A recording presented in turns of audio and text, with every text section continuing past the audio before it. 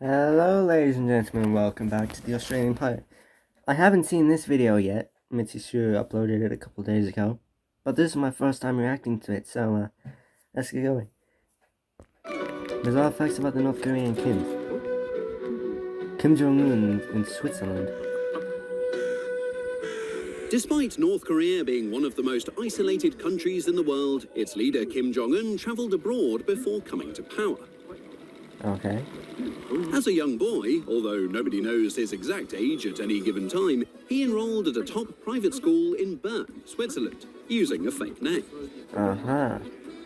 Despite a considerable amount of money spent on his education, he was most passionate about basketball and music, yodeling excluded.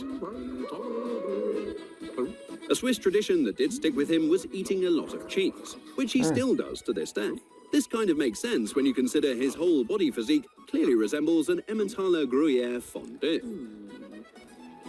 Yeah, despite nearly finishing the 9th grade, his father moved him back to North Korea in preparation for the transfer of power. While doing so, Kim underwent plastic surgery to look less like a Swiss cheese fondue and more like his father.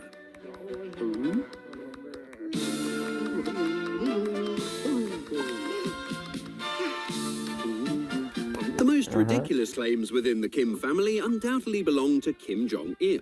Official records describe the former leader who learned to walk at the age of 3 weeks. While at Kim Il-sung University, he wrote 1,500 books in 3 years, and 6 operas over a long weekend as well. Apparently, he was a boss in sports too. When he picked up a golf club for the very first time, he shot 38 under, including 11 holes in one. I have a feeling that's just made Fortunately, North Korea's nuclear intercontinental missiles don't yield the same level of accuracy.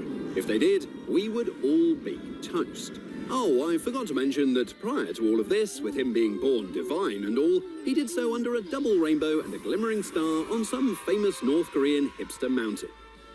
Other sources claim he was born in a Siberian village where famine was going bonkers. Maybe it's just me, but that last version sounds more credible somehow. Yeah. A family feud. You cannot deny a dictatorship needs serious protective measures. Therefore, in most cases, spontaneous executions are a given when it comes down to keeping Oh, safe. shut up, that's right, okay. Well, it's spontaneous for sure when you execute even your own family members. This is exactly what Kim Jong-un did to his uncle in 2013. Being called a traitor, a scumbag, and much worse things that will guarantee a death sentence in North Korea, Jang Song-taek was subsequently executed by firing squad. Oh, poor him. Kim's half-brother did not do any better, although he could easily become his literal half-brother. Instead, he was modestly poisoned by 2 women at Kuala Lumpur International Airport. The women were instructed that it would be a prank, which brings us to a very important lesson.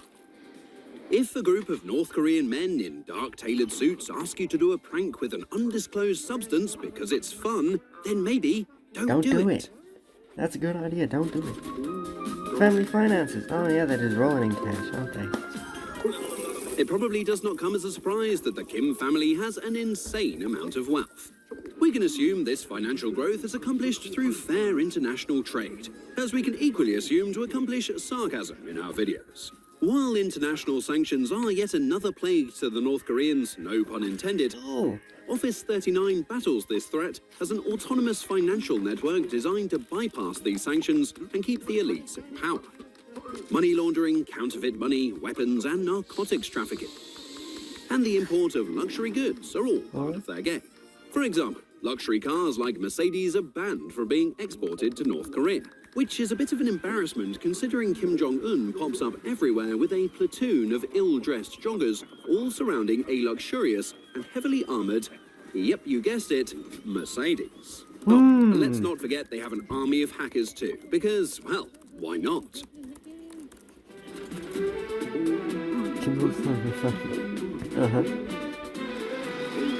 Kim Il-sung is the founder of North Korea. After his death, he was called the Eternal Leader, which doesn't make a lot of sense because leaders lead, and leading is kind of hard to do being dead and all.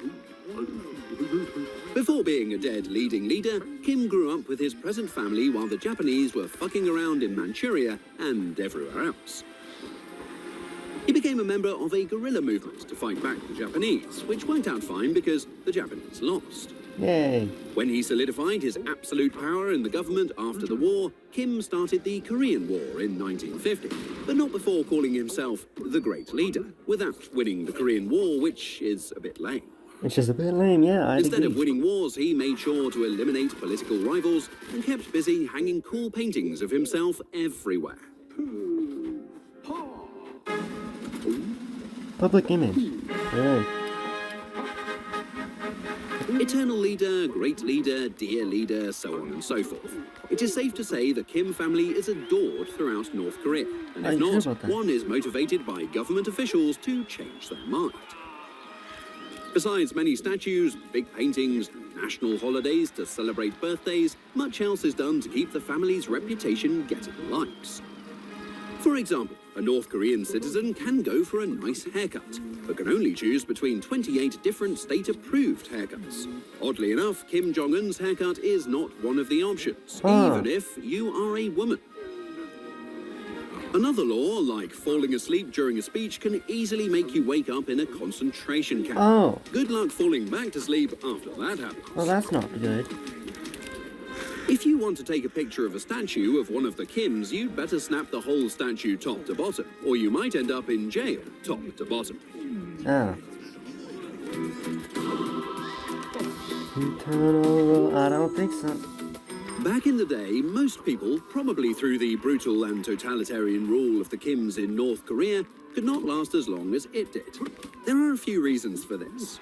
First, the Kims are portraying themselves as gods since the get-go, and with great success.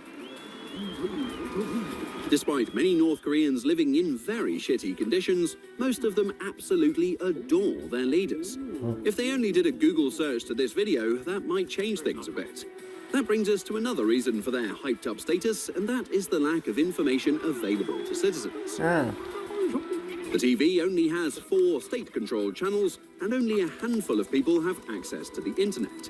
And that internet, that's called Kwangmyong, only has a dozen state-controlled websites. And no, Pornhub and Mitsi Studio is not among them. What also helps the Kims is that the population is used to a totalitarian rule more than, for example, Pornhub. People just don't know any better. Basketball. One might assume hobbies and sports like hunting, playing shooter games, and martial arts would be a logical fit for a brutal dictator. However, Kim Jong-un is known to have more of an interest in basketball. For some Go reason. figure. I've never seen He him play reportedly basketball. idolized Michael Jordan, and even would have invited Dennis Rodman if he was not busy chilling with Steven Seagal. Oh, sorry, that's Putin's buddy. Yeah, easy to get those American stars and brutal regime leaders mixed up. Whoops. And he also likes Western films and music. He likes skiing, and he can really enjoy a day going to an amusement park. This guy is Maybe crazy. because of the rides they have there, like Nuclear Mountain, the Haunted Prisoner Camp, and taking a ride on the park's armored train. For sure, he will be enjoying some cotton candy as well. That cheeky, chubby dictator. Well, there we go. Goodbye. If you want to see more videos like this, comment down below, and I'll see you later.